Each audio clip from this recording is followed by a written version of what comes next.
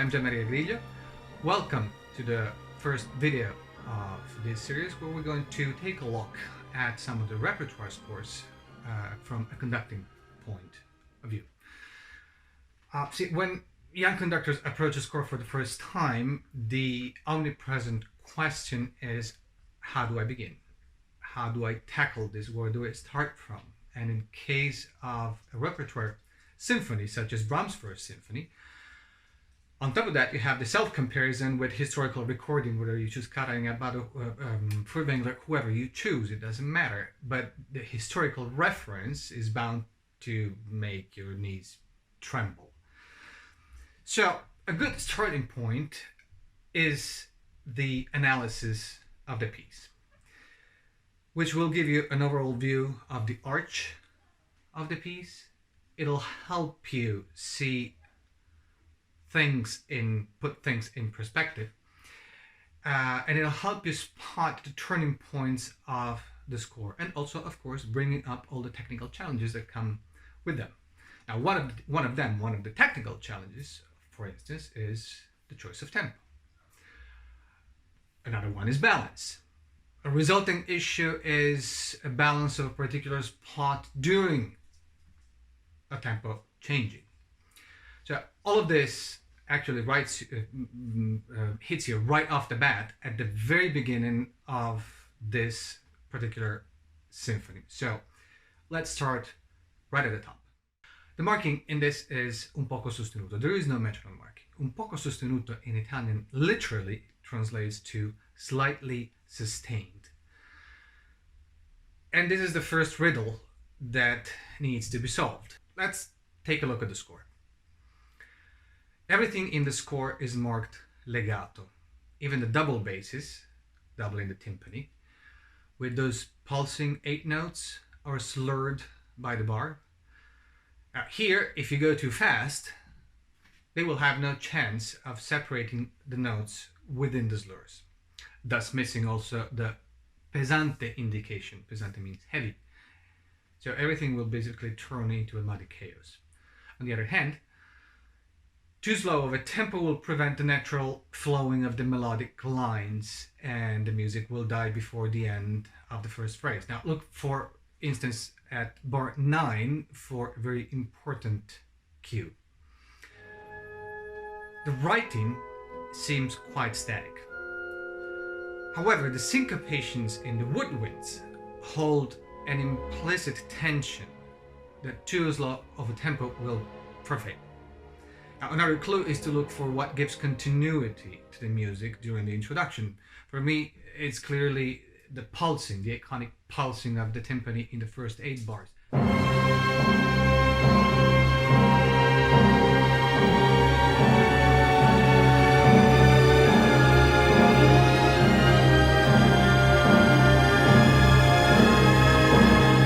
Those 8 notes are transferred from the timpani to the pizzicatos in the strings in bar 9, and then to the slurred notes to the double basses and the cellos in bar 11.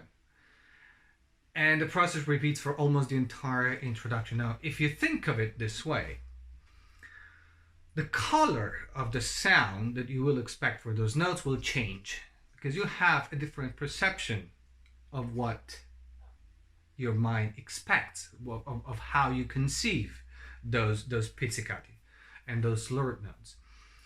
And you're going to look for something heavier and closer in tone and in quality to the darkness of the timpani. Consequently, your gestures will be somewhat heavier as well. And after all, as a conductor, you're molding sound, right? How do we establish the right tempo? Well, first of all, don't get me wrong, I wouldn't dream of saying that there is one right tempo, or there is a right tempo to chord. That is really not possible for any type or any piece of music. However, you have to make a choice, and you have to establish what's the right tempo according to you, to your musicality, and to a whole other different of technical and physical situation that you might find yourself into, like the venue, for instance. But in this particular piece, there's also no metronome marking like you could find, for instance, in Beethoven symphonies. So, where do you start with establishing the right tempo in the introduction? Now, rather than thinking about what's right and what's wrong, try one thing out. Try to sing it, and try to see where you would take a breath in this very long phrase that you have in the whole introduction of the piece. If you remember, one of the first things that we'll learn in music school is that instruments are supposed to imitate the human voice. So basically, if you can't sing it, there's something wrong with it. Now, I don't mean that you have to sing it, of course, like an opera singer, or that anybody has to hear it for that matter. It's mindset. You have to be able to hear it and sing it in your head so that you actually know where the phrase is going and how long it's going to take to get there. And once that feels natural, then it's much more easier to determine what the right tempo is according to you. You can sing the beginning, then you can move to bar 9, the pizzicati bar, then you go on to bar 1920, and then to bar 29, and these are all key points that will give you the correct, so to speak, tempos in which you can move around. Because there are key points that interchange and interconnect with one another and make the whole introduction and then the whole symphony, actually, the whole first movement and then the other movements, a whole homogeneous thing. Now, Brahms was, as we know, a great admirer of Beethoven. His musical forms are crystal clear. The instruments always imitate the voice. Well, look at that. Or at least strive to. And yet Brahms is obviously not Beethoven. And his musical language and expressivity are fully immersed into the Romantic period. Brahms is very difficult from this point of view because he's a romantic, but by soul. But his mind is full of the classic, meaning the previous period, rules and constructions paradigms. So think of it as a romantic, but play him as a classic. It's really tough balance. If the aforementioned points work well together without disrupting the continuity of the music line, then you're in a really, really good spot as far as tempo choice. Now, of course, after this, you still have to manage the correlation between the introduction and the allegro, which is something that we'll talk about in a different video. Now, technically speaking, at the very beginning, you need to focus on pulsing. Make a connection with the timpani player. Make sure he's the one who's actually driving this whole thing. He is the metronome in this, so to speak, in this case, for the rest of the orchestra. So make a connection with a timpani player and make sure that he's got exactly what you have in mind tempo-wise. You clearly establish the tempo, and once that's done, get out of the way. Get out of the way, don't stick with the timpani, don't keep doing this to him or her, because it's just going to be distracting, and he or she is not going to look at you whatsoever, so you can focus actually on everything else. And everything else means another 2 lines in this whole construction. So basically, the next key point is balance. Now, the balance in the introduction is a key factor in a successful reading of the symphony. There are clearly 3 lines that, let's say, compete with each other or complement each other, however you want to look at it. But there are 3 lines that you have to take into consideration. The descending line in the woodwinds, the ascending line in the strings, and of course the pulsing of the timpani. Now, make sure, this is another technical tip, make sure that everyone plays forte and not fortissimo. Is really important, otherwise you have no place to go. There's no room for the crescendo that will come later on. Of these three lines, is there one that is more important than another one? In short, the answer is no. So let's take a look. Let's take a look at the lines. The descending line of the woodwinds is reinforced in by the violas and partially by the third and fourth horn. Now the horns enhance the chromatic tension and the rest. Now, why adding the violas to the mix for the entire duration of the first phrase? Well, first of all, violas mix very well with the clarinets, sound-wise. And the two sections often complement each other in color and make for a very dark and warm, at the same time, tone.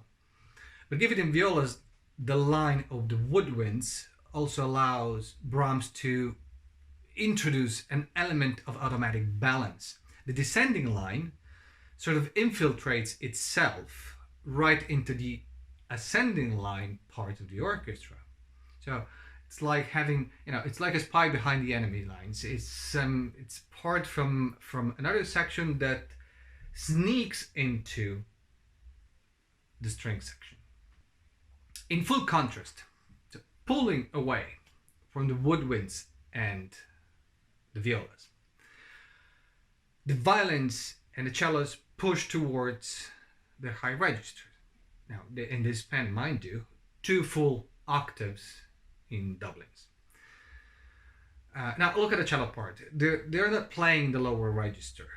The part is written in tenor clef, and they go up in the register where the sound of the instrument is clearly audible. It's warm and it's full of tension at the same time, so it also avoids the mud of the lower overtones. And here's another technical tip: pulse on beat 5 in bar 2 and bar 3. This will help the strings get off the slurs all at the same time if you give a small pulse with your wrist, of course. It will enormously help them without disrupting the line. Of course, it does not need to be, it needs not to be a sharp, very sharp pulse, otherwise they will chop the line, but a very gentle, firm, but clear pulse will help everybody. And then we have the pulsing line, the timpani. It's the glue to the previous 2 lines that have everything together. Is this seed pedal of the first and second horn, which is pulsed through by the contrabassoon, the basses, and actually the timpani. And especially the timpani. Why especially? The other instruments offer a sort of magmatic bass, but due to their nature, they would never be able to come through as clearly and as sharp as the timpani. Now notice also one other thing. Notice also the trumpets. They play 2 Cs in octaves in the first bar, and then the rest. And this adds a certain kind of calling weight to the sonority of the opening chord, like saying, hey people, the concert is about to begin. Here's where you begin. Here's where we are going to begin, so pay attention. And now that you're paying attention, it's like the curtain opening. Now that I have your full attention, we'll drop the trumpets and we'll leave the attention to the rest of the line. All in all, this is one example of a piece in which a conductor could really get in the way. Brahms takes care of the balance for us. Literally, with the orchestration, the way it is orchestrated, it almost balances itself out. Now, if everyone just plays forte, again, forte, just forte, not fortissimo, the balance is already there. If all 3 lines come through, it will be perfectly heard throughout. Sometimes you just have to trust the composer and let the players play. Initiate, hold the sound, get out of the way, don't bother the timpani player, just let it happen, because once you've initiated, this will happen almost by itself. Of course, you have to, there's one thing that you might want to take into consideration, which is the venue that you're in, because depending on the kind of reverb that the place has, it might get really tricky. If you have a hall, or even worse, a church with a long reverb, then things get really might get really difficult. However, we're talking here in partially extreme cases. In a normal hall with a normal reverb, you really do not need to temper much with this. Now, after you figure all of this out, you've only done a little bit of the introduction. You've covered a few bars. What about the tempo change between the introduction and the allegro? What about the tempo relationship between the introduction and the allegro? This will be the subject of a separate video. So if you enjoyed this video, please like it. Don't forget to subscribe and leave a comment, and I will see you next time. Bye.